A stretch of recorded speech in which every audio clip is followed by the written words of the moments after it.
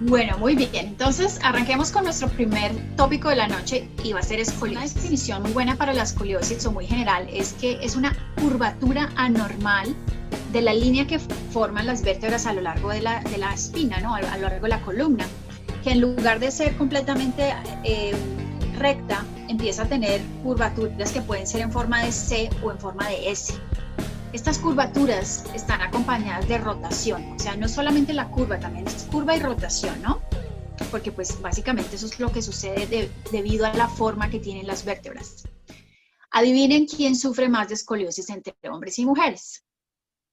Pues sí, las mujeres. Como todas las condiciones que causan en la medicina, ¿no? Suele detectarse con mayor frecuencia entre edades 8 y 18, que es cuando nosotros tenemos nuestros cambios hormonales, empezamos a crecer más, el esqueleto también pues empieza a estirarse, ahí es donde empiezan a verse con mayor frecuencia las escoliosis, aunque se puede presentar a cualquier edad. Del 100% de escoliosis, 70% de los casos no tenemos ni idea de la causa. Simplemente la persona empieza a presentar la escoliosis, pero no tenemos ningún factor muy claro que la esté desencadenando. Del 30% restante, 10% sería congénito, es decir, estos bebitos ya nacen con estas curvaturas y rotaciones en la columna, y 20% aparece como una condición asociada a una enfermedad neuromuscular. Entonces, pues vamos a hablar de la escoliosis más común, que es la escoliosis idiopática. Idiopática básicamente significa que no sabemos la causa. La escoliosis idiopática es una deformidad de la columna que se produce en el periodo de desarrollo, es decir, cuando estamos empezando a crecer, cuando empiezan a aparecer las hormonas, cuando nos volvemos adolescentes, digamos así. Puede aparecer en cualquier momento de ese periodo de crecimiento. No nacemos con escoliosis, es importante, ¿no? Y esta escoliosis para o deja de progresar cuando nosotros alcanzamos la madurez del esqueleto, es decir, cuando dejamos de crecer. Esta es la más común de todas las escoliosis. Generalmente, ¿qué hacen los padres cuando empiezan a notar este tipo de asimetrías en el cuerpo de sus hijos, ¿no? Entonces los llevan a la consulta y lo primero es muy típico que los papás, sobre todo las mamás, nos dicen, oh, es que mi hijo o mi hija tiene un hombro más alto que el otro, ¿sí? O una clavícula le sobresale más que la otra, o una escápula sobresale más que la otra. O, por ejemplo, empiezan a notar que a nivel de los pantalones, la cintura del pantalón generalmente está asimétrica, ¿sí? Que son datos indirectos de que la columna está empezando a hacer rotaciones y curvaturas anormales. A veces se presentan dolores de espalda, a veces se presentan dolores en las piernas, sobre todo en una pierna. A veces eso genera una pierna más larga que la otra. Y típicamente la persona experimenta una dificultad de mantener una postura correcta, relajada, ¿no? Con los hombros simétricos, la pelvis simétrica. Entonces, como les pasa tanto a los adolescentes, se les atribuye a que sean dolores de crecimiento y muchas de estas escoliosis pues no han sido diagnosticadas temprano. Este tipo de escoliosis puede pasar muy temprano en la vida, es decir, se llama escoliosis infantil, que sucede antes de los 3 años, que generalmente se reversa solita en la medida que el niño vaya creciendo y madurando su actividad motriz, la escoliosis se desaparece. Hay otro tipo de escoliosis que es la juvenil, que es más o menos entre los 3 y los 9 años de edad, que a ese hay que ponerle atención porque es generalmente en las niñas que sucede y empieza pues obviamente la niña a crecer con la escoliosis. Entonces hay que evaluarlas y tenerlas en observación. Y está la escoliosis del adolescente, que empieza más o menos entre los 10 años hasta que pues termina de crecer el joven o la joven, más o menos a los 18, 20, 22 años, incluso en los varones.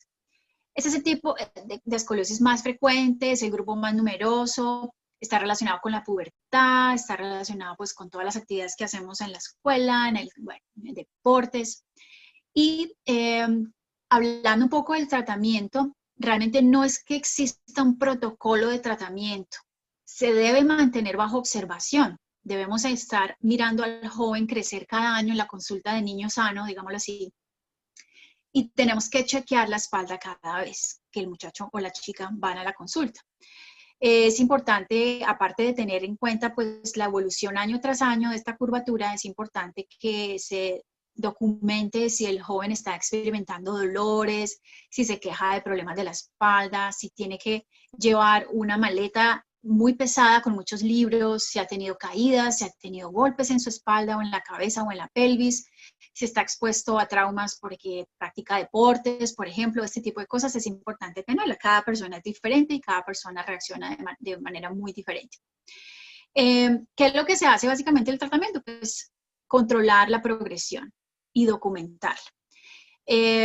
Debemos saber que una escoliosis estructurada pues no se va a poder reducir completamente, es decir, cuando la escoliosis tiene tanta rigidez, es muy complicado devolver la columna a un estado más neutral. Sin embargo, es importante mantener a la persona sin dolor, que los músculos se mantengan más bien relajados, que tenga cierta fisioterapia o que aprenda a hacer ejercicios de estiramiento para que mantenga sus músculos que están al lado y lado de la columna, pues funcionales y sin dolor. Una de las complicaciones de estas escoliosis severas es que deforman tanto la columna que ya después no empieza a haber espacio suficiente en el tórax para los órganos importantes como el pulmón o el corazón. Entonces estos pequeños que empiezan muy temprano en la vida con esas escoliosis y que van avanzando rápidamente, pues tienen un riesgo muy elevado de una insuficiencia cardiorrespiratoria, precisamente porque los órganos empiezan a comprimirse, como que la caja torácica empieza a reducirse y empieza a rotarse, y pues obviamente eso pues afecta a los órganos del tórax. El tratamiento médico es básicamente observar en los niños más pequeños, menores de 5 años, si las curvaturas no logran más de los 35 grados, no se hace nada, se observa, se les enseña a los padres a que el niño tiene que hacer ciertos ejercicios, ciertos estiramientos, masaje, fisioterapia, hidroterapia, ese tipo de cosas. Si en algún caso esta curvatura supera los 60 grados, se lleva a cirugía, generalmente cuando el niño o la niña ya tienen por lo menos 12 años. Cuando nos ataca la escoliosis a nivel del adolescente o cuando esto se manifiesta en un adolescente, lo mismo, si la curvatura no supera los 20 grados, se observa, se dan recomendaciones generales de fisioterapia, ejercicio, masaje, estiramiento, yoga, este tipo de cosas. Pero si la curvatura está entre 20 y 40 grados, se indica el uso de un corsé que va a mantener fija la espalda y evitar mayor rotación y mayor curvatura. Igual, si los grados son más de 60, cirugía es la indicación. Eso por el lado médico. Por el lado de la osteopatía, el objetivo es mantener todas las articulaciones funcionales, las articulaciones de la columna, bueno, el resto del cuerpo también. Entonces lo que nosotros tenemos que hacer es trabajar en los grupos musculares que están al lado y lado de la columna, porque a la hora, mejor dicho, la verdad sea dicha, tenemos 200, un poquito más de 200 huesos y más de 600 músculos. Los músculos se adhieren a los huesos. Si los músculos están haciendo mucha presión sobre el hueso va a continuar rotándose y rotándose y aumentando la curvatura. Entonces, para nosotros es muy importante trabajar a nivel de la musculatura para mantener el rango de movimiento de las articulaciones lo más parecido a lo normal, o pues si podemos hacerlo, llevarlo hasta lo normal. Hay algunos órganos que están adheridos, están sostenidos, debería yo decir, de ciertas partes de la columna.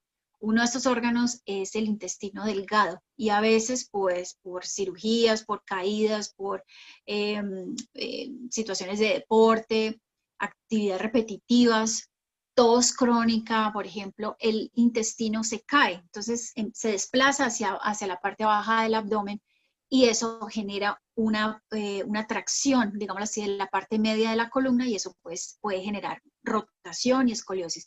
Entonces tenemos que trabajar a nivel de este órgano para, digamos, liberar esta parte media como baja torácica y alta lumbar.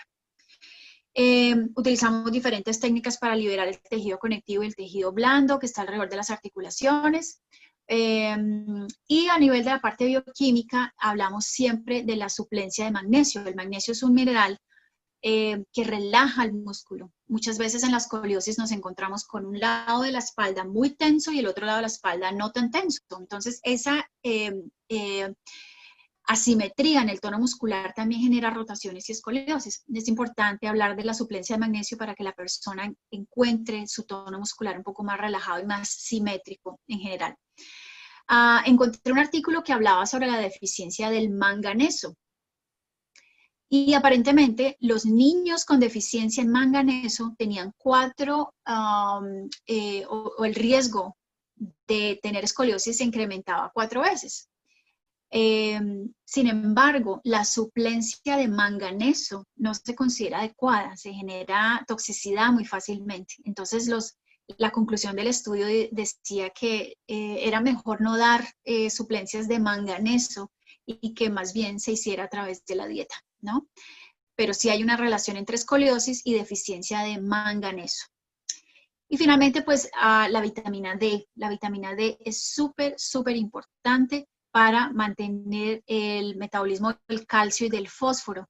Cuando no tenemos suficiente vitamina D en el cuerpo, una de las consecuencias es que el cuerpo empieza a sacar de los depósitos de calcio y de fósforo que ya tenemos en el esqueleto y pues eso debilita los huesos, ¿no? El famoso raquitismo. Pero yo no he visto raquitismo nunca en la vida, pero pues me imagino que en sitios muy, muy alejados de las ciudades donde las personas no tienen acceso a una buena alimentación o a un médico, pues me imagino que ahí se sigue viendo ese tipo de deficiencias. Obviamente hay que evitar todo lo que se haga de manera repetitiva, sobre todo estar sentado mucho tiempo. Aquí en Canadá y en Estados Unidos hay una campaña que equipara el fumar con sentarse. O sea, fumar es tan malo para la salud como estar sentado. ¿Y qué es lo que hacemos desafortunadamente en nuestra sociedad? Nos la pasamos horas y horas y horas y horas detrás de un computador o en un escritorio o en una recepción o manejando nuestro vehículo o, bueno, estudiando. Y eso genera muchísimos cambios a nivel de la mecánica, de la zona lumbar y del cuello.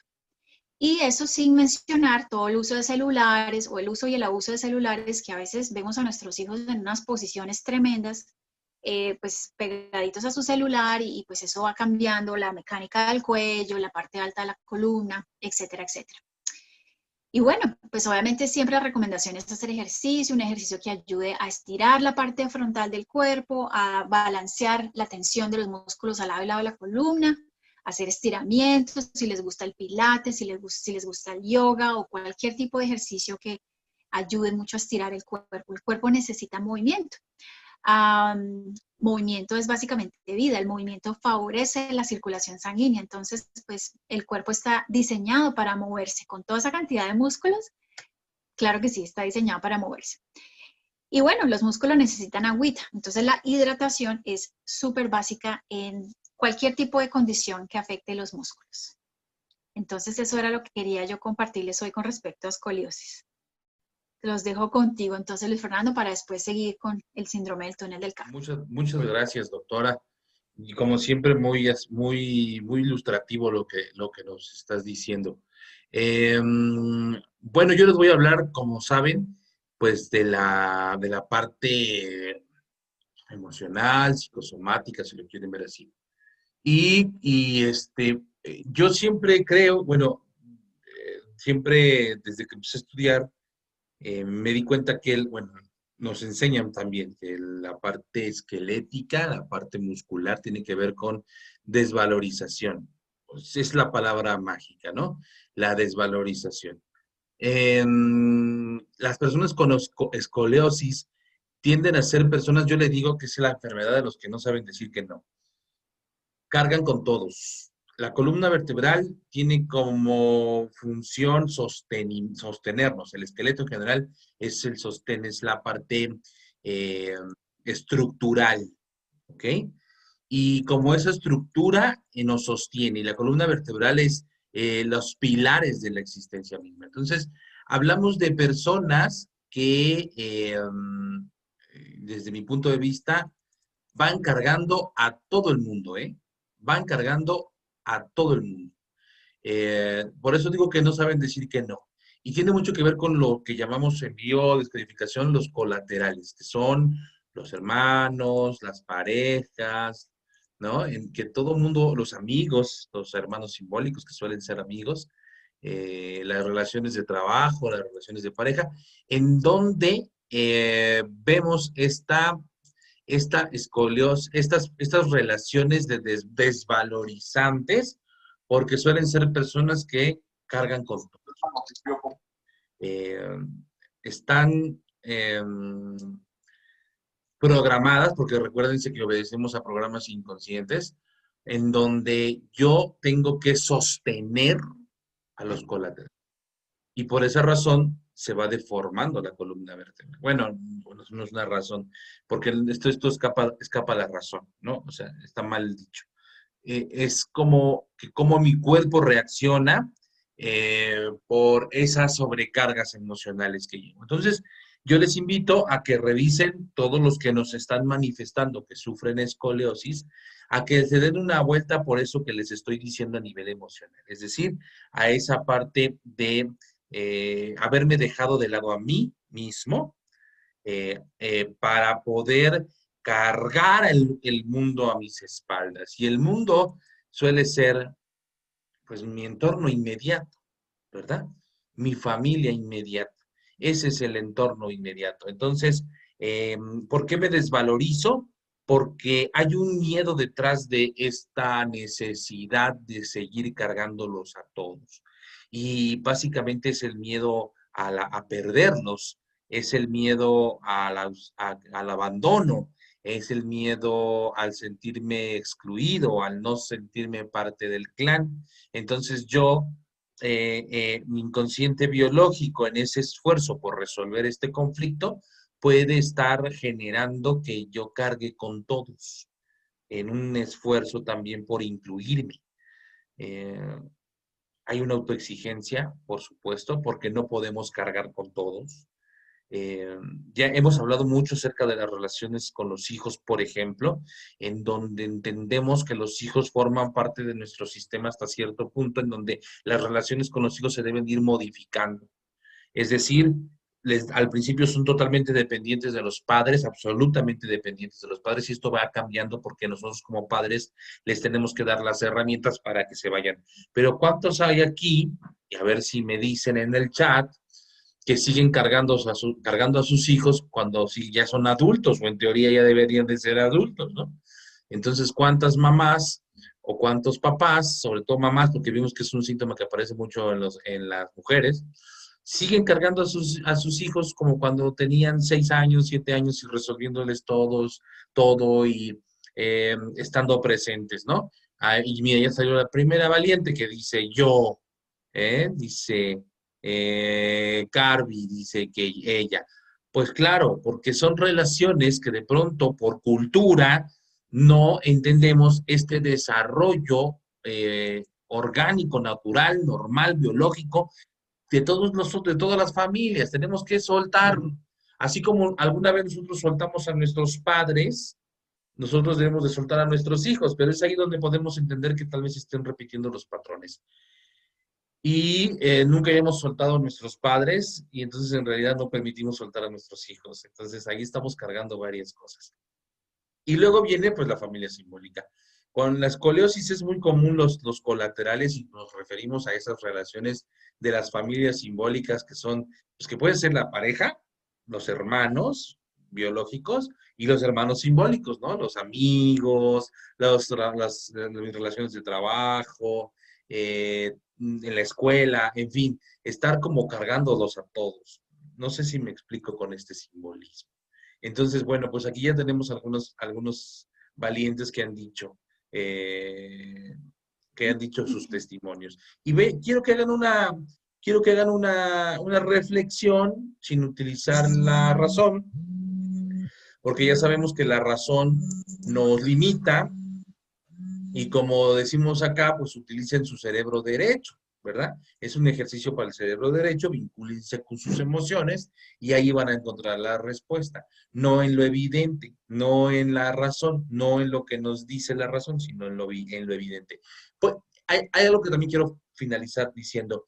Yo creo que, como ustedes saben, pues, existen dos grandes energías en el universo, que es la energía del amor y la energía del miedo, o los dos pilares emocionales del universo, ¿no? El amor y el miedo, que son contrapartes. Yo creo que uno de los grandes logros del miedo es haberse disfrazado de amor, porque luego andamos cargando a estas personas, a todos nosotros, a las situaciones, en un acto de amor, porque los amamos, ¿verdad? Porque somos muy amorosos. pero realmente no es amor, realmente es un miedo a una carencia afectiva, a sentirme desplazado, a sentirme solo, a que me hagan a un lado, a que no me quieran. Y entonces el miedo se disfraza de amor y nosotros justificamos esas acciones como si fueran actos de amor cuando no lo son, ¿no? Entonces el único acto de amor que debemos de tener es primero con nosotros, ¿verdad? Primero con nosotros, y eso se va a proyectar en los que nos rodean. Siempre es así. Si yo me amo a mí mismo, los que me rodean van a sentir ese amor también. Pero si yo me olvido de mí mismo, pues ahí están, vemos espaldas torcidas que ya no pueden y que están postradas o que están doloridas y que no les sirven a nadie, ¿verdad? Ni a ellas mismas. Entonces, vean cómo al final sus más grandes miedos se vuelven realidad. Porque estamos disfrazando esas emociones. Bueno, eso es lo que quería decir. Si alguien tiene algo que comentar, pues un momento para pasar al otro tema. ¿Te parece bien, doctora? Sí, pues imagínate que cuando yo pues, te estaba escuchando hablar, solamente quería añadir algo para las personas que están con nosotros ahorita en la charla, aprovechando que pues no estamos con Facebook, yo creo que me encantaría que hiciéramos este pequeño ejercicio para conectarnos con nuestro cerebro derecho, a ver si esto resuena en las personas que tienen escoliosis o cualquier tipo de dolor en la espalda.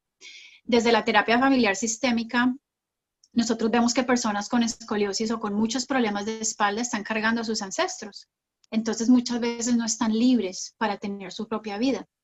Entonces, si ustedes están de acuerdo, por favor díganme, podemos hacer un ejercicio de 30 segundos en donde ustedes van a resonar con esa información que tienen en sus espaldas. Entonces, para las personas que quieran hacer, aquí veo que Jackie dice que sí. Perfecto, Miriam, perfecto. Entonces, quiero que se relajen en la silla donde están, tomen aire muy profundo, cierren sus ojos si quieren y quiero que empiecen a, bueno, vean a padre y a madre enfrente de ustedes. Y van a decirle esto si quieren en voz alta, después de mí, pueden repetir después de mí. Voy a decirles una frase, quiero que sigan o que sientan esta frase en su cuerpo. Van a decir, papá y mamá, ahora puedo ver su dolor. ¿Y cuánta falta les hicieron sus padres? La misma falta que ustedes me han hecho a mí.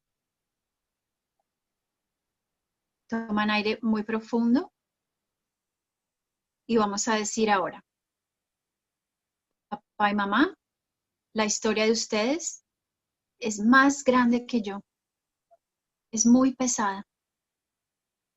Yo no puedo ocuparme de sus destinos. Es mucho para mí. Gracias por la vida que me dieron. Es mi trabajo ahora hacer algo con ella. Revisen cómo se siente esto para ustedes. Tomen aire. Y si quieren compartir, pues estaremos esperando. Y si no, espero pues que esta información resuene en ustedes y ustedes puedan empezar a ver sus escoliosis como el gran servicio que ustedes están prestando a su familia. Cuando nosotros estamos cargando a nuestras espaldas a nuestros padres, es porque seguramente ellos no tuvieron a sus propios padres disponibles. Entonces, ¿qué nos queda a los hijos? Volvernos los padres de nuestros padres. Ese ha sido el servicio que ustedes han prestado a su clan. Pero ahora están ustedes, como decía Luis Fernando, decirles sí a la vida y empezar a vivir sus propias vidas y dejar de cargar a sus padres. Eso era lo que quería compartir. Lindo y muy liberador. Ya nos están diciendo cómo están viviendo este ejercicio. Mira, dicen desde los que, ay, me empezó a doler todo el cuerpo, hasta Uy, quien está dice, mira, Marta Cecilia dice, yo fui el bastón de dinamita, he hecho mucho trabajo con el árbol, seguro. Totalmente de acuerdo, muy liberador, muchas gracias. Yo sentí salir de los costados de mi espalda ondas expansivas. Liberador, gracias. No imaginas el alivio en mi espalda, aliviada. ¿Ven? Fíjense qué testimonios tan lindos. Se liberaron de muchas cosas. Y identifiquen a quién están cargando. Tiene nombre y apellido.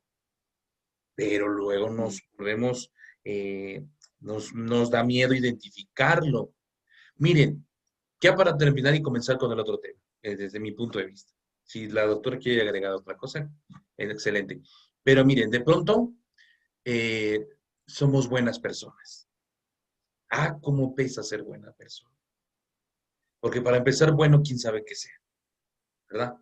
Entonces, de pronto, reconocer que a quien estoy cargando y ya no quiero cargar más, puede ser una persona que ame profundamente mi madre, mi padre, mi esposa, mi esposo, mis hijos. Esto puede traerme una cierta culpa, un sentimiento de culpa, porque me volvería el malo, porque las personas buenas no piensan eso. Si no llegamos al resentir primario, decimos en bioscodificación, el resentir primario es volver a sentirlo. Es esa primera emoción que me da tener que ir, tener que resolverle la vida a alguien. Para no decir una cosa en particular. Ustedes saben qué ejemplo pueden meter en esto que acabo de decir.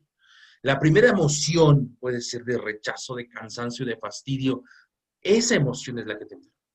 Ya después vienen las capas de racionalidad. Es que es mi padre, es que es mi madre, es que le debo, es que yo soy muy buena persona, es que me quiero ir al cielo. Todas esas cosas que nos decimos y que nos han enseñado. Entonces, libérense de eso para que reconociendo la emoción primaria, de ahí partimos para gestionarla. Ojo con esto, el asunto es gestionar la emoción, no negarla, ni ser explosivos, ni ser reaccionarios en esto, sino aprender a gestionarla correctamente para que no se convierta en un síntoma, para que no nos enferme. ¿Ok? Entonces, tenemos que liberarnos de todas esas capitas que llevamos, ¿ok? Como entes sociales. Bien, es lo que quería decir. Doctora, ¿quieres que pasemos a otro tema o quieres agregar algo más? Yo estoy lista para el síndrome del túnel del carpo. Pues adelante, por favor, adelante. Vale, ok, muy bien. Entonces vamos a hablar ahora de este problema que es tan común en nuestras muñecas, que se llama el síndrome del túnel del carpo.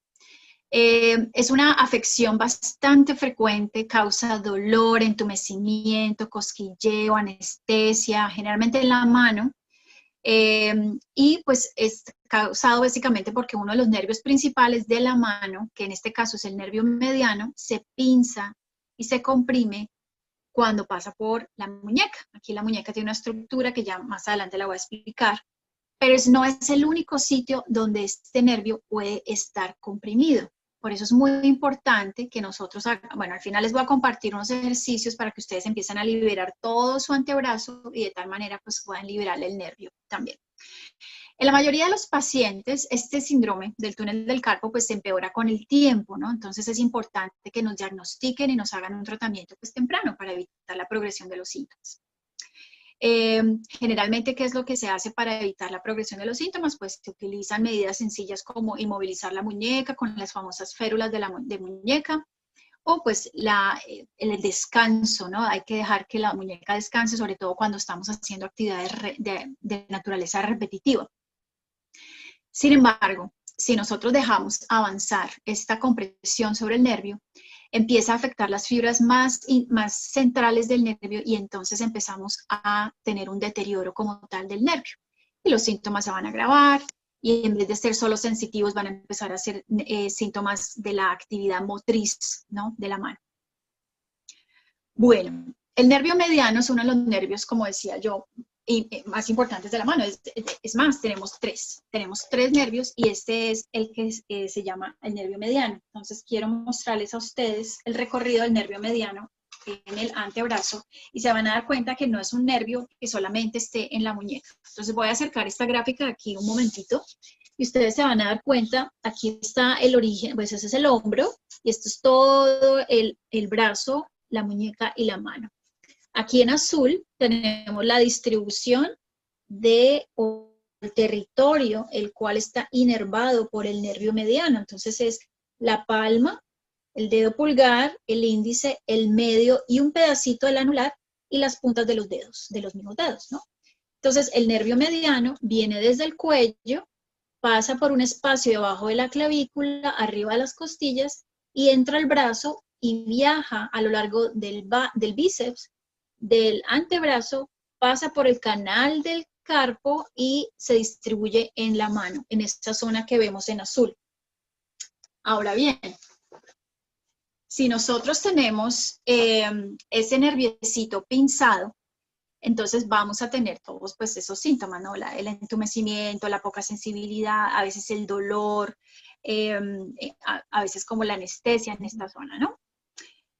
Bueno, una de las cosas que puede causar el pinzamiento de este nervio pues es el estrechamiento del canal al nivel de la muñeca. Esto hace, en este canal, digamos que es como un brazalete que tenemos internamente acá. El piso de este canal pues son los huesos de la muñeca, pero la parte superior del canal pues es este brazalete, que hagan de cuenta es como una banda de tejido conectivo. Entre los huesos y esta banda corren 9 tendones y el nervio. Entonces estos tendones cuando están sobreutilizados, cuando están agotados, pues se inflaman.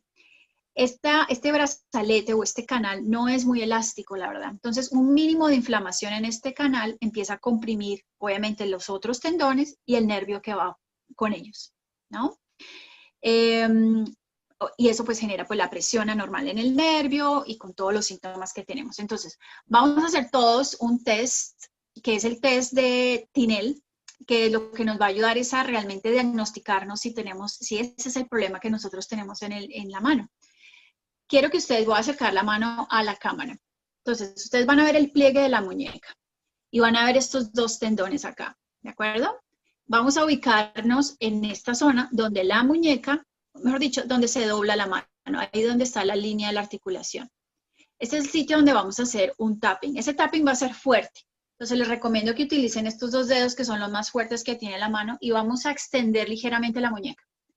Y en esa zona que les mostré, vamos a hacer un martilleo fuerte, ¿de acuerdo? No van a hacer así suavecito porque si no, no van a sentir nada. Tiene que ser fuerte de tal manera que ustedes irriten el nervio. En una muñeca sana no hay ningún problema, absolutamente nada, o sea, no duele, ¿de acuerdo? Pero cuando el nervio está irritado, inmediatamente hacer esta percusión genera una descarga eléctrica en el territorio que está inervado por el nervio mediano, que son estos 3 dedos en el lado de la palma y la mitad del dedo anular, ¿ok? Entonces, déjenme saber si alguno de ustedes resultó positivo para el test. Háganlo en las 2 muñecas. Entonces, miren si ustedes sienten esa descarguita como eléctrica a lo largo de la palma, de esta zona de la mano, cuando ustedes están haciendo este tipo de percusión. Esa es la manera como nosotros diagnosticamos. O la otra forma es, básicamente, ustedes pueden hacer este test en donde mantienen las muñecas en esta posición durante más o menos 30 segundos a 1 minuto. Lo mismo, si ustedes experimentan el adormecimiento en esta zona de la mano, serían positivas para el pinzamiento del nervio mediano a nivel del túnel del carpo. Bueno, entonces ya nos están diciendo que salieron positivas. Ahorita voy a revisar el chat, voy a continuar con la descripción y ahorita vamos a hablar de quiénes resultaron positivos y qué vamos a hacer con esto. ¿Okay? ¿Qué causa el síndrome del túnel del carpo? Hay gente que dice que puede ser hasta hereditario. Pero bueno, no es la mayoría. Generalmente nos encontramos con una persona que hace el uso repetitivo de su mano, sobre todo de flexión constante. Entonces, ¿qué es lo que hacemos todo el tiempo? Con el computador, o las personas que trabajan en fábricas haciendo ensamblaje en línea, o las personas que cosen o que hacen algún tipo de bordado, cualquier actividad repetitiva, incluso pianistas, personas que utilicen o sobreusen sus manos, ¿no? A veces la posición de las manos o de las muñecas cuando dormimos, a veces dormimos en posiciones muy incómodas, con la mano volteada, la cabeza apoyada en la mano, todo eso hace que la muñeca se vuelva un sitio de mayor presión o de una presión anormal. Y ya sabemos que el nervio pasa por ahí, pues termina afectándose. El embarazo también. Obviamente que en este caso, pues el túnel del carpo pues, va a mejorar una vez nazca el bebé y pase toda la congestión y la expansión normal que las mujeres sufrimos cuando estamos en embarazo, sobre todo en el último trimestre del embarazo. Pero si tu caso es de tener síndrome del túnel del carpo en las 2 manos, es importante que revises eso con tu médico porque puede ser el resultado de una enfermedad sistémica. Estoy hablando de diabetes, por ejemplo, problemas de hipotiroidismo, por ejemplo, artritis reumatoidea, a veces también el lupus, o un problema vascular, ¿no? Que no haya muy buen retorno venoso, y eso también puede generar síndrome de túnel del carpo o situaciones que se sienten como el síndrome del túnel del carpo, pero no es, no es este síndrome como tal. Bueno, podemos, como el grupo de síntomas son muy claros, entonces está la anestesia, el adormecimiento, entumecimiento, a veces ardor, a veces dolor, en ese territorio que les mostré. Alguien nos decía, creo que fue Mónica, ella nos decía que solo sentía el adormecimiento en esta parte de la mano, en el dedo anular y el meñique. Ese es otro nervio, es el nervio cubital y tiene un recorrido diferente en el brazo. No es síndrome del túnel del carpo. En ese caso, el nervio cubital es frecuentemente comprimido a este nivel. Entonces, para ti, por ejemplo, Mónica, que nos compartiste esto, tienes que revisar el hombro para que se libere el nervio desde aquí y ya dejes de tener esas anestesias y parestesias en este lado de la mano. No es síndrome del túnel del carpo. Esa compresión es muy, muy crónica y no solamente tenemos cambios en la sensibilidad de la mano, sino también empezamos a perder fuerza. Entonces tenemos nuestro vaso de agua y se nos cae. O se nos cae un papel, o se nos cae la pluma, o el lápiz. Entonces eso ya nos está notando que está progresando la compresión en el nervio. En la mayoría de los casos los síntomas pues empiezan de manera gradual, empiezan de manera lenta. Hay pacientes que tienen síntomas unos días sí, otros días no. A veces se sacuden las manos y eso alivia las cosas temporalmente. Pero bueno, en la medida que la cosa vaya avanzando, pues los síntomas se vuelven más frecuentes. A veces todo el tiempo están allí y pues eso pues hace que la persona esté incapacitada, no pueda trabajar. O sea, eso genera muchísimas consecuencias para la persona también. A veces no siquiera se pueden apuntar los botones de las camisas por lo mismo, porque se pierde mucho la actividad fina de las manos, porque ese nervio es muy importante. Bueno, son muy comunes los síntomas durante la noche. Entonces, si ustedes han experimentado, por ejemplo, en la mañana se sienten las manos supremamente adormecidas, revisemos también no solamente las muñecas, sino la posición de los hombros y la posición del cuello. Acordémonos que ese nervio viene del cuello. Durante el día los síntomas se presentan solo cuando se sostienen cosas por periodos prolongados, por ejemplo, la taza de café, o el papel, o el libro, o el celular, cosas como esas, ¿no? ¿Cuál es el tratamiento médico convencional? Inmovilizar la muñeca, dar medicamentos antiinflamatorios, hacer que la persona repose, si es el caso de que trabaja en el computador, o bueno, que cualquier actividad que haga de manera repetitiva, la persona tiene que descansar. Hay que hacer ejercicios de deslizamiento del nervio, y eso se los voy a empezar a enseñar ahorita para que lo puedan hacer todo el tiempo, si es el caso de ustedes tener este síndrome. Y cuando las cosas están tan complejas y no responden a ningún tipo de tratamiento conservador, entonces pues se piensa en las inyecciones de corticoide, y si ni siquiera las inyecciones de corticoides funcionan, pues cirugía, ¿no? Ahora, ¿qué hacemos en osteopatía? El brazo está conectado con el hombro, con el tórax y con los órganos de abajo del diafragma. O sea que cuando queremos liberar la muñeca, empezamos desde el diafragma, liberamos el tórax, liberamos el espacio o la apertura cervicotorácica, que es este espacio aquí, liberamos el cuello y liberamos las estructuras del brazo. O sea, en osteopatía no solamente trabajamos la zona, trabajamos todo el cuadrante superior del cuerpo que está relacionado con el área que duele o molesta. Hacemos, obviamente, manipulaciones del cuello, estimulamos la linfa del tórax, la linfa del brazo, y hacemos deslizamientos del nervio. Entonces vamos a hacer un deslizamiento de nervio todos juntos. De nuevo, vamos a localizarnos en esta zona del antebrazo. Nunca lo hagan por acá, porque el nervio básicamente viaja por esta zona. Entonces vamos a buscar algún punto de dolor que ustedes tengan acá, hacia lo largo de la línea como media o central del brazo. Entonces digamos que si encontraran un puntico de dolor acá, vamos a hacer presión y vamos a hacer un poquitico de como de tracción hacia el codo. Digamos que sin mover los dedos, simplemente es como la intención. Vamos a como alar los tejidos y al mismo tiempo vamos a extender la muñeca. ¿Mm? Y vamos a quedarnos allí un par de segundos. Vamos a buscar un punto superior y de nuevo hacemos como una tracción hacia abajo y extendemos la muñeca. ¿Mm? Lo vamos a hacer de nuevo, un poquito más cerca a la muñeca. Traccionamos y extendemos la muñeca. Eso es. Y lo podemos hacer a lo largo del trayecto del nervio.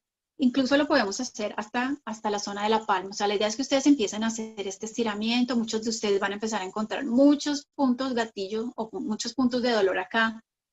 Entonces es importante que ustedes mantengan, háganse masaje, empiecen a estimular la circulación en esa zona. Utilicen calor, una vez esta zona esté caliente, empiecen a hacer estiramientos, porque esta es la mejor manera de hacer estiramientos para el nervio. El rango de movimiento normal de la muñeca es de 90 grados. Hagan ese test. Ustedes pueden hacer este estiramiento o de pronto se sienten que van hasta acá, o de pronto van hasta acá, o de pronto hay una que es más flexible que la otra. O sea, todo eso es muy importante. La salud de las muñecas depende de la salud de todo el brazo, del cuello y del hombro. Entonces siempre, si ustedes tienen la posibilidad de ir a hacer un buen masaje, un masaje terapéutico, ver de pronto a un quiropráctico, un osteópata, fabuloso. Es importante que liberen las clavículas, pero bueno, otro día hablamos de estas técnicas, pero es importante que ustedes hagan este masajito y esta liberación que es muy fácil de hacer. Bueno, muy bien. Eso era lo que quería compartirles el día de hoy, entonces, de síndrome de túnel del carpo. Y los dejo contigo, Luis Fer. Muchas gracias. Mira, vamos a leer lo que nos dicen en el chat y luego ya voy a empezar. Bueno, en tus ejercicios empiezan a tener resultados, ¿eh? Hay quien sí sienten en la mano izquierda, en la derecha, adormecimiento, dolor. Roxy Soto dice que le dolió la mano izquierda. Perdón, dice, mano derecha me dolió, la mano izquierda no. Fue el omóplato izquierdo para Elizabeth. Miriam me asombró porque el adormecimiento en los dedos del corazón anular y meñique desaparece cuando hago el estiramiento. Genial. Genial. Rosy Castro, me comenzó a doler el dedo pulgar. En fin, realmente es en los ejercicios, doctora, la gente que nos acompaña, y les traen buenos resultados. Bueno, están sintiendo, están empezando a vincularse con su cuerpo, a vincularse también con sus emociones a través de su cuerpo, a lo que les dice el cuerpo, ¿no? Ay, qué maravilla. Pues eso es lo que yo percibo. Y bueno, para empezar a lo que yo tengo que decirles, el canal carpiano o el túnel carpiano, hay varios, puede haber varios conflictos relacionados. Así que por eso también puede ser un síndrome, ¿no? La cabeza y la mano pareciera que actúan bueno, van hacia diferentes lados. Es un conflicto como de contrariedad en el movimiento, cuando pienso algo pero no lo ejecuto. Acuérdense que la mano simboliza el trabajo y simboliza al padre, simbólicamente. Entonces, hablamos de un conflicto en donde yo pienso hacer algo pero no lo ejecuto. O termino haciendo otra cosa, o me obligo a hacer otra cosa. La muñeca tiene que ver también con el trabajo fino, con los movimientos finos. Entonces, hay una negación ante el conflicto. Estas personas que no pueden reconocer que están haciendo trabajos que no les gustan, o que no quieren hacer, o que son muy pesados, pero dicen, no, no es para tanto, o que están hartos, están agotados. Entonces, la muñeca tiene que ver con todos estos conflictos. Es el peso negado, la muñeca, ¿no? Me cuesta hacerlo, no quiero hacerlo, pero lo niego, ¿no? ¿Cuántos nos justificamos? Es que estoy ahí porque es un buen trabajo, me pagan bien, pero ya no quiero estar ahí, ¿no? Entonces, la cabeza quiere hacer algo y la mano no lo ejecuta, la mano hace otra cosa. Ese es uno de los principales conflictos. Y otro que a mi punto de vista me ha tocado mucho en consultas es esto que yo llamo el conflicto del controlador de la rienda. El querer mantener la rienda, el no soltar el control ante las situaciones y sobre todo la que tiene que ver con el trabajo. a lo que yo me dedico. Y mi trabajo puede ser ama de casa, ¿eh? No nos vayamos por esto, por este engaño del ego, porque habrá muchas de ustedes que me digan, yo ni trabajo, ¿no? O sea, yo no. ¿Cuál es tu trabajo? Tu trabajo puede ser cuidar a tus hijos, ¿no? Tu trabajo puede ser mantener tu hogar, cocinarle a tu familia. Ese puede ser también tu trabajo, no precisamente es que salgas y que seas una profesional o en algo o en alguna disciplina. Puede ser ese tu trabajo. Estudiantes, ¿no? También puede ser tu trabajo. Entonces, a ver, ¿cuántos se obligan aquí a hacer cosas que no quieren hacer? ¿O cuántos quieren mantener el control, no soltar el control de la rienda? ¿Eh? A ver si hay por aquí alguien que sea capaz, bueno, que nos comparta si realmente está en esa situación. Conozco muchas amas de casa que le ayudan a sus hijos a hacer la tarea, por ejemplo, los deberes escolares, y quieren que sean las cosas como ellas quieren que sean las cosas. No le permiten expresar a sus hijos las labores, ¿no? Tiene que ser así, porque así es como se presenta un buen trabajo escolar. ¿Me siguen? Entonces, ¿cuántos de nosotros llegamos a esos niveles de control? Entonces, tiene que ver con esta desvalorización. Por supuesto, detrás de esto siempre articulaciones, huesos, músculos, movimiento, tiene que ver con resultados y los resultados nos traen valorizaciones o desvalorizaciones. Si funcionó, si dio resultados positivos, soy muy bueno en lo que hago, y si no, soy un fracaso en lo que hago, y comienzan las desvalorizaciones. Por eso todo lo que es movimiento tiene que ver con esto, desvalorización. Entonces, el conflicto principal, yo creo desde mi punto de vista, me puedo equivocar, radica principalmente en estos dos. Mi cabeza quiere hacer algo, piensa en hacer algo, pero mi mano ejecuta otra cosa. Una incoherencia, una falta de comunicación. Acuérdense que lo que nos enferma es vivir en incoherencia, lo dice el maestro Enrique Corbera muchas veces, ¿no? Y vivir en la incoherencia, en pensar rojo, pero decir azul y hacer verde, ¿no? Entonces, ¿cuántas veces pensamos algo, hacemos otra cosa y decimos otra cosa diferente? Eso es lo que nos enferma. Entrar en coherencia es lo que nos empieza a llevar a la salud, es lo que empieza a sanar. Entonces, el túnel carpiano nos está diciendo ahí, hay una gran incoherencia entre lo que piensas y lo que haces, en lo que quieres hacer y lo que terminas realizando. Y, por supuesto, esta necesidad de control. Controlarlo todo. A ver cuántas controladoras y cuántos controladores existen aquí en este grupo. A ver si nos dicen si se pueden identificar. O también me pueden decir, ¿sabes qué, Luis? No, a mí no me... Yo padezco del túnel carpiano, pero no me resuena lo que dices. También se vale, ¿eh? También se puede y también nos dicen mucho de muchas cosas. Así que pues participen y para mí estos son los dos grandes conflictos. Detrás de los dos grandes conflictos hay una profunda desvalorización con relación a esto, a los resultados. Otra vez el sentimiento de pertenencia. Detrás de todo esto está el sentimiento de pertenencia. Tengo que ser muy bueno. Mis hijos tienen que ser muy buenos estudiantes. Mi trabajo tiene que ser así, perfecto, aunque lo deteste. Pero hay una autoexigencia y una desvalorización. Detrás de cada autoexigencia hay una desvalorización. Yo creo que hay una línea muy delgada entre ser una persona impecable, un sentido de impecabilidad y una autoexigencia. Hay una línea que hay que aprender a definir entre la impecabilidad y la autoexigencia. Conocí durante mi vida muchos músicos, por ejemplo, y un gran músico que yo admiro mucho y que yo quiero mucho, era productor de discos y no lograba sacar, cuando había discos, no lograba sacar un disco, se tardaba casi 5 años en sacar un disco por su exigencia brutal.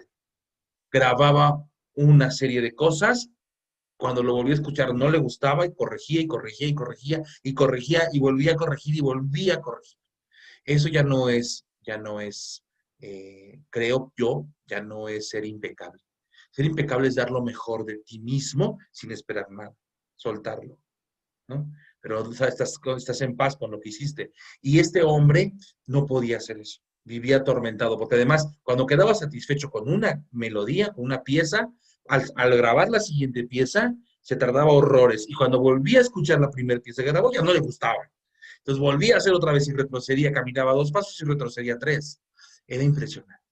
Es impresionante lo que es. Entonces nos detiene el avance, nos desvaloriza, no estamos conformes por esa autoexigencia brutal que a veces llegamos a tener. Entonces, bueno, pues para mí esos son los principales conflictos. ¿Qué te parece, doctora? Sí, buenísimo. Yo estaba pensando es en de pronto qué ejercicio podemos hacer para empezar a entender esas muñecas. De hecho, fíjate que cuando hablabas del control, el control surge como un mecanismo de supervivencia después de que hemos sufrido mucha ansiedad en el pasado, ¿no? O sea, yo no quiero volver a pasar por esa ansiedad, mejor me aseguro de los resultados y por eso nos volvemos controladores. Ujú. Entonces, antes de empezar a soltar y para estar un poquito en mejor relación con el control, agradezcan el control que han tenido hasta ahora, porque las ha mantenido o les ha dado la sensación de seguridad. Y miremos a ver en qué vamos a transformar esa necesidad de control. Vamos a cambiarlo por una sensación de aceptación, vamos a cambiarlo por una sensación de darnos a nosotras ese reconocimiento, ¿sí? De estar bien con los resultados, de no definirnos por los resultados. Tenemos que hacer un cambio. ¿Cómo vamos a transformar ese deseo de control? Cambiémoslo por algo que sea de mayor contribución, algo que nos permita estar tranquilas o tranquilos sin importar los resultados, porque a la hora del té, como hace mucho tiempo nos decía Luis Fernando, no venimos aquí a tener la razón, ni a ser perfectos. Venimos aquí a tener una experiencia de vida, a gozárnoslo todo, digamos que a ser felices, más o menos, ¿no? Y quería yo de pronto preguntarles a ustedes que tienen síntomas en las muñecas, ¿qué emoción les genera tener sus muñecas así? ¿Qué emoción? Y con eso vamos a conectar con tu propio colorido de este síntoma, ¿sí? Por ejemplo, les puede generar frustración, o les puede generar angustia, o les puede generar de pronto como una sensación de traición, como que mi cuerpo no me está funcionando bien. ¿Cuál es el caso para cada uno o una de ustedes? ¿Qué emoción les genera sentir sus muñecas así, adormecidas o como las sientan? Y miremos a ver entonces qué está detrás de bambalinas de ese síntoma que nos está revelando una falta de coherencia en nuestra vida. Claro. ¿Sí? Y de pronto eso nos puede dar un poquito más de pistas y empezamos a ver el síntoma como algo muy amoroso que lo único que quiere es pues, que ustedes cambien para algo mejor, ¿no? Hay algo que no está fluyendo bien en la vida. Claro. Mira, antes de que leas los mensajes, porque hay dos respuestas interesantes. Esto que dijiste es pues, donde podría girar todo lo que estamos haciendo. El síntoma como un maestro, el síntoma como una oportunidad para corregir algo que está errado, está equivocado en ese sentido, sin afán de juzgarlo. Recuerden que no estamos aquí para juzgar, pero la biología sabe, el cuerpo sabe, el inconsciente sabe mejor lo que me conviene que yo mismo, porque me domina en un 98%. Entonces, se manifiesta a través de mi cuerpo, a través de un síntoma. Entonces, hay que aprender a ver el síntoma como lo que decía la doctora, como esa oportunidad de cambiar, de transformar nuestras propias vidas y no como la maldición que nos han hecho creer que es cualquier dolor, cualquier síntoma, ¿verdad? Hay que cambiar ese paradigma de la enfermedad para poderle dar otra dimensión y para poderlo ver desde otro enfoque. De verdad, tenemos la gran oportunidad delante de nuestros ojos con esto que está pasando a nivel global, a nivel mundial con esta pandemia, de poder cambiar estos paradigmas. Y hoy con el túnel carpiano, bueno, y con la escoliosis es una gran oportunidad que todos tenemos para aprender y para tener una experiencia de vida, ¿no crees? Fabuloso. Sí, o sea, es que los síntomas simplemente, mira que en chamanismo habíamos hablado de varios niveles de conciencia. Ujú. Un nivel de conciencia es de la serpiente, que es muy físico, ¿no? Siguiente nivel es el del jaguar, hablamos de las emociones, los pensamientos. El siguiente nivel es el del colibrí, en donde cómo nosotros estamos conectados a nuestra familia, ancestros, y el nivel del águila, cómo todos estamos conectados a la humanidad, todos somos uno. Cuando nosotros hablamos de los síntomas como maestros, realmente en ese nivel del águila, donde todos estamos conectados con todo y donde nuestra alma lo sabe todo y es tan sabia, tú misma o tú mismo programaste estos síntomas para que cayeras en cuenta en algo que tenías que corregir. O sea que es una elaboración de tu alma, ¿sí? Entonces, ahí es donde tú tienes que decir, ok, ¿por qué yo misma diseñé esta dificultad? ¿Sí? Es como si nosotros tuviéramos un mapa de ruta, lo estamos navegando, o sea que estamos haciendo un buen trabajo, ¿sí? Claro, Estamos claro, navegando, eso claro. es. Claro, yo siempre he dicho que el cuerpo es un mapa. Hay que aprender a leerlo. Hay que aprender la cartografía del cuerpo. Pero ahí está, es un mapa, ¿no? Mira, cuando tú les preguntaste qué emoción, estaba el miedo, nos dice Miriam Adela. El miedo. Claro, una de las grandes emociones, los pilares emocionales del universo es el miedo. Es creador y destructor. También podemos usar el miedo para impulsarnos. También podemos utilizar el miedo para avanzar, para aprender, para cambiar. ¿Eh? La frustración, dice María Garza. Sol dice, no me dolió en sí nada al hacer el ejercicio, pero sí entendí de dónde venía eso como un capricho interno en mí, como un mandato de no hacer algo que no me gusta, aunque sea un disparate en el trabajo. Relación amorosa y los trabajos de hogar. Mi hija estudia sola.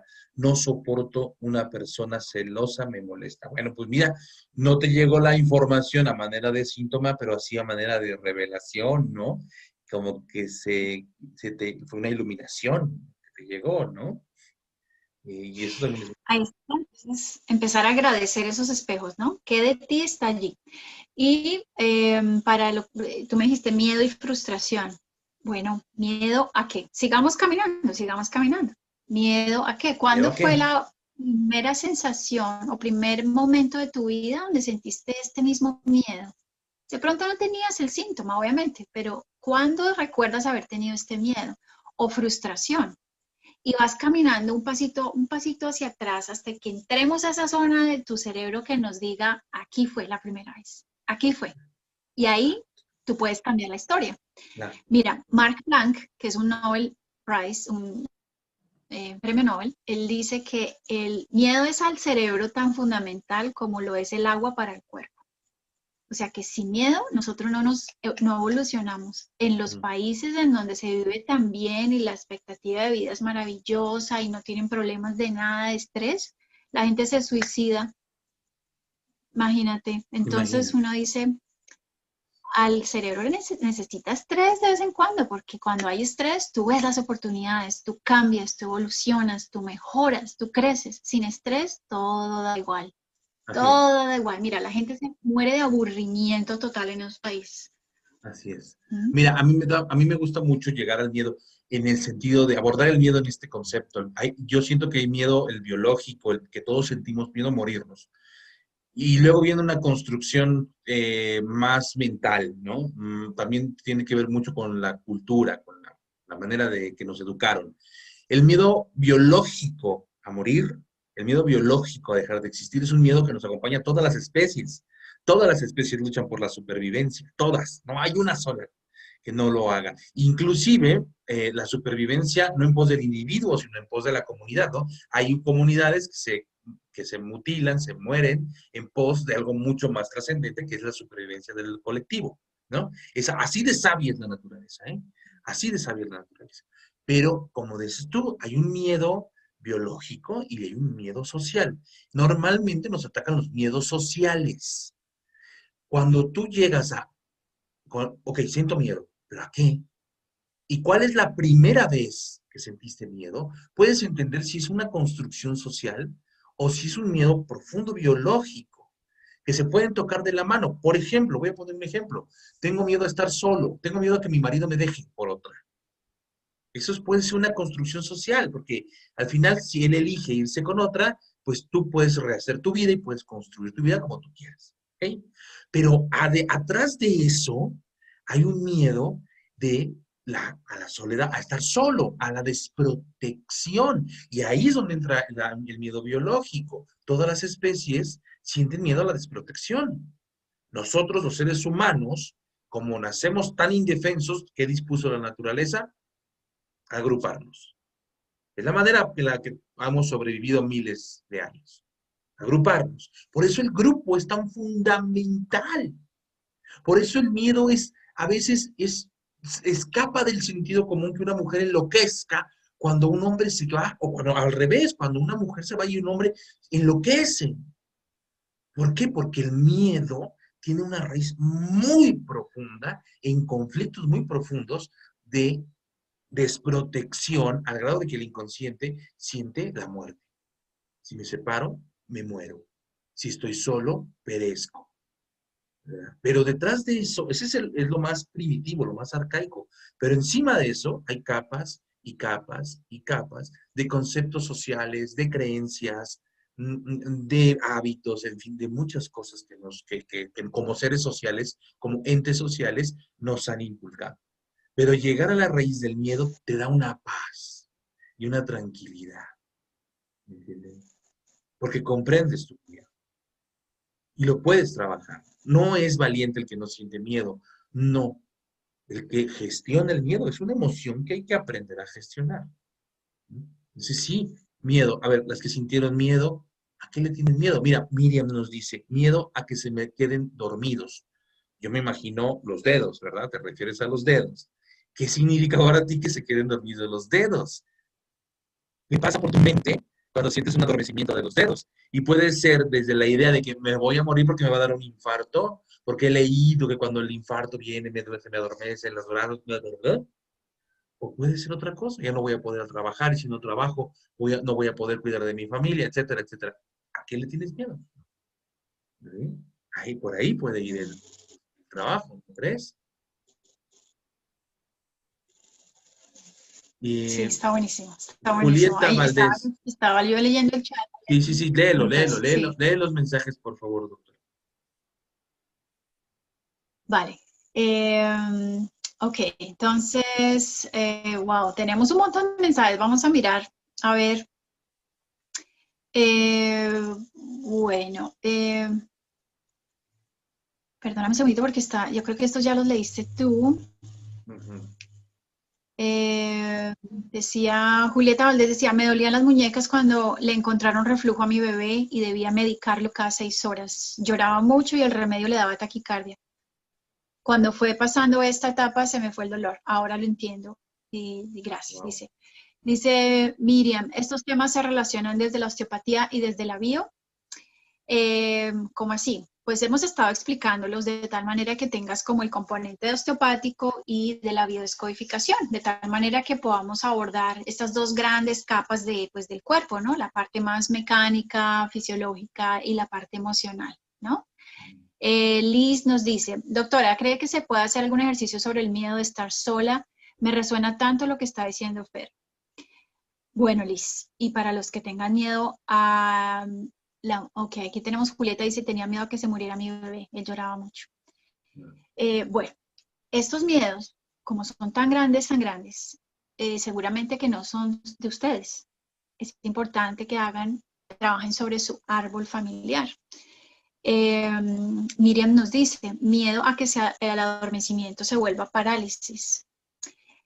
De nuevo, o sea, esas son cosas que uno dice, wow, pero ¿por qué fuiste hasta ese extremo, no? Entonces, cuando hay esos extremos de emociones, generalmente no es tuyo. Generalmente es algo que pasó en el clan y tú tienes esa emoción casi que gratis, ¿no? Como que tú no sabes por qué esa emoción está ahí. Es importante que todos empecemos a a analizar nuestro árbol familiar. Empecemos a buscar historias de personas que se quedaron solitas. Para quien nos pregunta de cómo hace ella para superar este miedo a estar sola. De hecho, el miedo es un buen compañero de camino. ¿Sí? El miedo a veces se disfraza de emoción, como de nerviosito, ¿no? Una entrevista o una primera vez, en cambio de... Bueno, ese miedo es importante, ¿sí? Pero vivir en pánico no. Sí, es importante que ustedes reconozcan sus niveles de miedo, digámoslo así. Tenemos que redefinirlo. Pero bueno, volviendo al tema de estar solita, miedo a la muerte y estas cosas, es importante que vean la misma historia atrás en el árbol, ¿sí? Y empiecen a reconocer que eso fue un destino difícil de su ancestro y que lo van a dejar con ese ancestro, ¿sí? Y que ustedes van a honrar ese destino tan difícil, pero que ustedes se van a quedar en la vida. Quedarse en la vida, ¿qué significa? Asumir la vida tal y como es, gozártela toda, como venga, con lo que venga. Eso es asumir la vida. Eso es estar en la vida, ¿sí? Y con eso no estás todo el tiempo como con esas reminiscencias de lo que pasó en el árbol, ¿no? Pero es importante trabajar en el árbol. Yo creo que eso es lo más básico. Busca historias de bebés que se han muerto, de pronto mamitas que no alcanzaron a llegar al hospital, mujeres que quedaron abandonadas, mujeres que les tocó muy duro después de que el hombre las dejó o se murió, por ejemplo, ¿sí? Y darse cuenta que son destinos difíciles. Y hoy día, como vivimos en un momento mucho más tranquilo históricamente, culturalmente, económicamente, pues no vamos a tener las mismas dificultades de nuestras ancestras. Entonces ahí dejamos eso con ellas. Y nosotras hacemos diferente, o lo hacemos diferente. Vamos a ver si hay otras preguntitas. ¿Tienes Mira, algo más que añadir? déjame agregar algo con respecto al miedo de esta Dale. mujer que nos decía, déjame ver su nombre, perdóname, del niño, ¿no? Del bebé. A mí me pareció, dice que, voy a releer lo que nos dijo Julieta Valdés. Me dolían las muñecas cuando, o sea, las muñecas ya nos está hablando de algo que tiene que hacer, es el trabajo, su trabajo es cuidar a su bebé. Que debía medicar al bebé cada 6 horas. Lloraba mucho y el remedio le daba taquicardia. Ahí está. Realmente tu miedo estaba en que tú sentías que la medicina le provocaba algo. ¿Me entiendes? Porque no es la tranquilidad de le doy la medicina al niño y ya va a estar mejor, se va a sentir mejor. No. Es la angustia de tener que darle un medicamento que le provoca algo más. Entonces, yo buscaría en el árbol, porque sí es una información que está en el árbol, sí, muertes de niños, pero también relacionados con esto, con los medicamentos, sentir que enveneno a mi hijo en vez de ayudarlo, que lo perjudico en vez de ayudarlo. Porque el darle la medicina normal nos puede dar mucha tranquilidad, ¿no? Para las mentes racionales, decir, caray, pues ya tiene la medicina, ya se la estoy dando, es cada 6 horas. Eso es muy tranquilizador para las mentes racionales y funciona, ¿eh? Pero para quien no, o sea, me refiero, para ti no, para ti, particularmente Julieta, no te proporcionaba ninguna tranquilidad darle a tu hijo la medicina. Porque tú dices, porque le daba taquicardia. Tu miedo, por supuesto, era que muriese tu hijo, pero a través de la medicina. Ese es un componente que yo quiero que te lleves y que revises, porque ahí hay un miedo primitivo. Y busca en tu árbol estas historias. Sí tiene la razón la doctora, esas historias son del árbol, ¿eh? Son de la familia. Perdón, doctora, ahora sí continúa. Quería nada más darle esto a mi amiga Julia. Sí, no, creo que sí, a todo está dicho. ¿No hay más preguntas? Yo creo que, No. esto es lo bonito del tema musculoesquelético, me encanta, es muy puntual. Doctora, nos tenemos que despedir. Ha sido un gusto, como siempre, estar contigo. El gusto es mío, obviamente, estar contigo, estar con todos nuestros amigos en la sala. Para mí siempre es un placer hablar de estos temas. Espero que hoy se hayan llevado algo para sus casas, para sus vidas. Y pues bueno, esperemos verlos en 8 días con un diferente tema y pues estaremos obviamente escuchando o leyendo todas sus sugerencias. Una feliz noche para todos. Feliz noche para todos, muy buen y casi inicio de fin de semana, que lo disfruten y que sea mágico en todos los sentidos. Doctora, te agradezco mucho y te mando un fuerte abrazo. Un abrazo también para ti, una feliz noche. Descansen todos. Gracias. Chao.